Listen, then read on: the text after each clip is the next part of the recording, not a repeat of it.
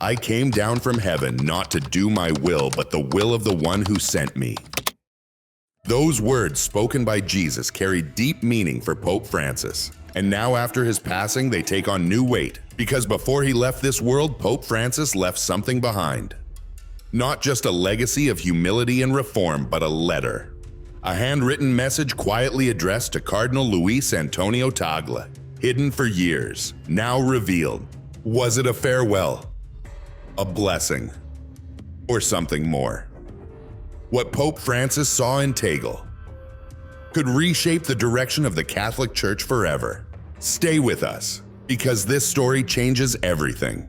In breaking news, the Vatican has confirmed that Pope Francis passed away just hours after appearing publicly during the holiest weekend of the Christian calendar. His health had been fragile. Double pneumonia and a severe lung infection left him in critical condition.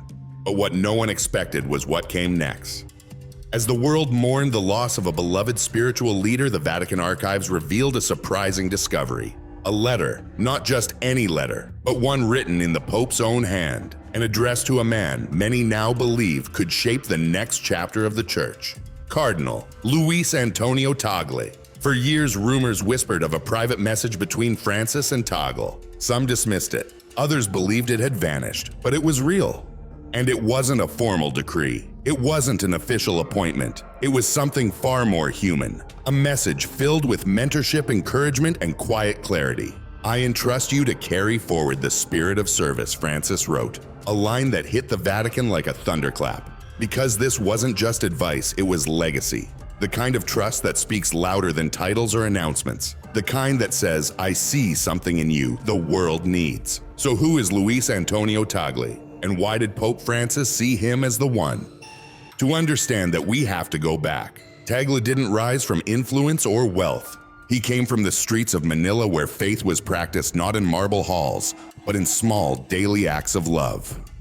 That's what drew Francis to him. They shared the same heartbeat, humility, compassion, and a vision of a church that walks beside its people, not above them.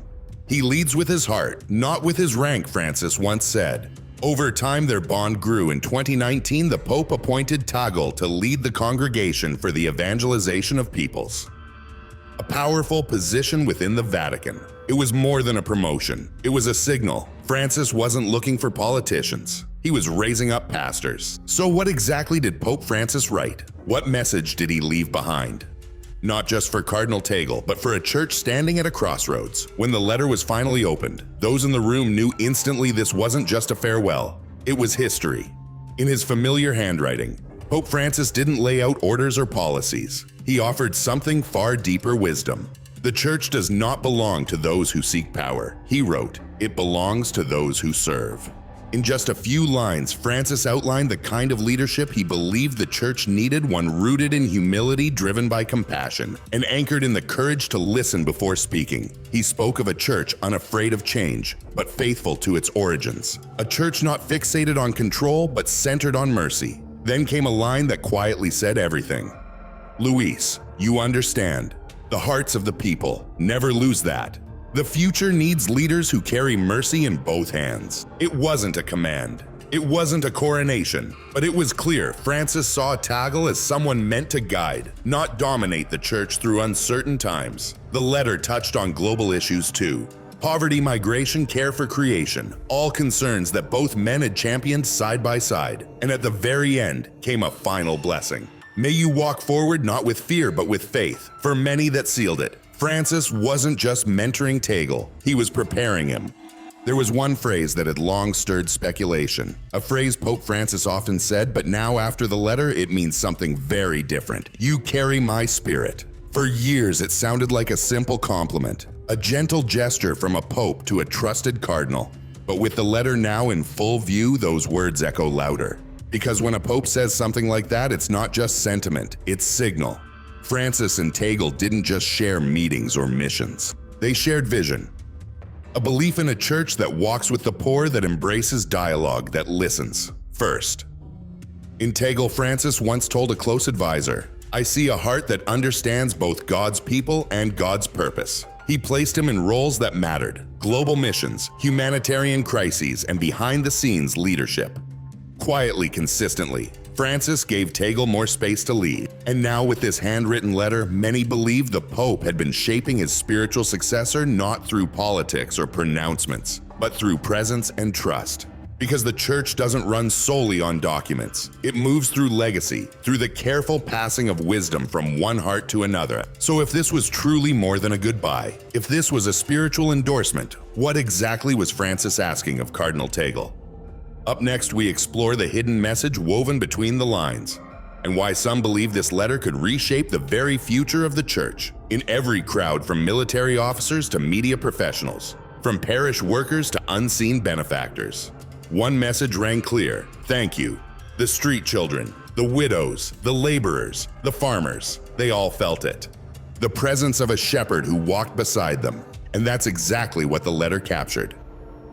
On paper, it looked simple. No headlines, no proclamations. But those who've read between the lines see something else. The Church needs shepherds, not rulers, Francis wrote. That wasn't just advice. It was a quiet call to lead differently. For centuries, the Catholic Church has followed tradition in choosing its leaders. But Pope Francis never clung to tradition for its own sake. His papacy broke. Walls opened hearts and redefined who the Church was for. That's why this letter matters. It didn't say, "You will be Pope." It said, "You know the way. Luis, remember leadership is service. When the time comes, let love guide you. Not ambition, not a command, but a preparation." Vatican observers now believe this was Francis's quiet endorsement, not of a title, but of a vision. A church led by humility, not hierarchy. And who better to carry that spirit forward than the man he trusted most? So how did Cardinal Tagle respond to such a weighty message? Not with a press release, not with a campaign. He stayed silent. "I am just a servant of God," he reportedly told a friend. No posturing, no ambition, just reflection. That's what sets Tagle apart, and perhaps why Francis believed in him so deeply. While others might see the letter as a step up, Tagle saw it as a step inward. Leadership isn't about titles, it's about carrying the weight of others. He once said in a homily, sources close to him say, he spent days in prayer after receiving the letter, not asking for recognition but for strength. He didn't rush to the spotlight. He returned to his mission: humanitarian aid, interfaith dialogue, and care for the forgotten. The Church must always be with the people, especially in times of suffering, he reminded his congregation. For Tagle, this wasn't about destiny. It was about devotion, a continuation of the work he and Francis both believed in. But while Tagle remains grounded, the world watches. Because this is more than one man's journey. This is a church at a turning point. With Pope Francis gone, his letter feels less like a farewell and more like a beginning, a signal, a torch quietly passed. And timing in stories like this is everything. For 2,000 years, the Catholic Church has stood through empires, wars, and revolutions. But now it faces a new kind of test: scandals, declining numbers. A growing divide between tradition and modern life. The call for reform is louder than ever. And in the middle of that storm, this letter appears. Quiet, handwritten, and full of heart. Like a lighthouse pointing toward the future. Not with force, but with faith. Why does this letter matter so much right now? Because it's not just ink on paper. It's a symbol. A symbol of what the Church could become. The Church must not fear change when it serves love and truth. Pope Francis once said, and that was his mission, to tear down walls and build bridges. He stood with the marginalized, open dialogue with other faiths, championed the environment, and reminded church leaders that true power lies in humility. But he also knew his time was running short. That's why this letter isn't just a farewell to Cardinal Tagle. It's a map, a way forward in a world where the Church is being pulled in opposite directions. On one side, traditionalists fighting to preserve centuries-old customs. On the other, reformers warning that without change, the Church risks becoming irrelevant. Pope Francis understood this tension, and he knew someone would need to carry that balance after him. That someone he believed was Cardinal Tagle, a man who carries the weight of tradition but walks in step with the modern world. Luis knows how to listen. Francis once told a fellow cardinal, and right now the Church needs a listener more than ever. With Catholicism growing in Asia and Africa, but fading in the West, the need for a global, compassionate leader is clear, and that's why this letter arrived exactly when it did. Not too early, not too late, just in time. But not everyone welcomed it. The moment word of the letter reached Vatican halls, the reaction wasn't just hope, it was division. Because for some, Tagle represents a future they're not ready for. He brings change. One Vatican insider said, and some fear that change moves too fast. It's true, Tagle has strong support. Progressive cardinals, younger clergy, and millions across the global south see him as the natural heir to Francis's vision.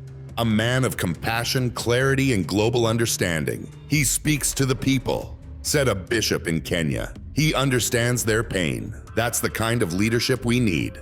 But within the Vatican's inner circles, resistance is building. Some conservative voices worry that Tagle's focus on inclusion, social justice, and interfaith work pulls the church too far from tradition. We must protect the timeless truths, one unnamed source warned, not follow every wave of the modern world. This isn't a new struggle. Pope Francis faced the same resistance quiet meetings, whispered doubts and calls for a return to the old ways. But now with Francis gone, those debates are louder, sharper, more urgent. The letter didn't name Tagle, but it shifted the conversation. It sparked alliances, conclave, calculations, and quiet campaigning on both sides. Some cardinals are aligning behind more traditional candidates, hoping to course correct. Others just as quietly believe that Tagle may be the only path forward. And through it all, Tagle stays silent. No statements, no political moves, just action. I serve where I'm called, he once said. For now, the church is split, caught between the weight of history and the pull of possibility. At the heart of it, a letter, a quiet document, but one that now carries the hopes and fears of over 1 billion souls. What happens next could shape the Catholic Church for generations. And whether or not Cardinal Tagle ever steps into the highest office, one thing is clear. His name and his calling aren't going away. What would it mean if Cardinal Luis Antonio Tagle stepped fully into the role Pope Francis may have quietly prepared him for? The answer stretches far beyond Vatican walls. Tagle isn't just a church leader, he's a voice for the voiceless. Faith must live where people live, he once said, in their struggles, in their hopes. Under his leadership, the church could become more open, more human. He believes in a church with wide doors for the poor, the forgotten, the young who feel lost in a noisy world. He listens before he leads. And when he speaks, it's not from a pedestal, but from beside the people, from pushing climate action to apologizing to survivors of abuse. His record speaks volumes. His health battles in recent years only deepened his empathy. And like Francis, he understands that leadership means sacrifice. Jorge Mario Bergoglio. Pope Francis was a man of firsts. The first Jesuit pope, the first from the Southern Hemisphere, the first to ride the bus instead of the papal limo on the night of his election. He traded royal robes for simplicity. He spoke plainly, and somehow through that simplicity, he reached millions who had felt forgotten by the church. He forgave, he challenged, he acted. From empowering priests to forgive abortion to confronting financial scandals and abuse, he never chose the easy road. And when war broke out, when the world stopped during the pandemic, he prayed alone if he had to, but always he stood. And now in his passing, a final act remains.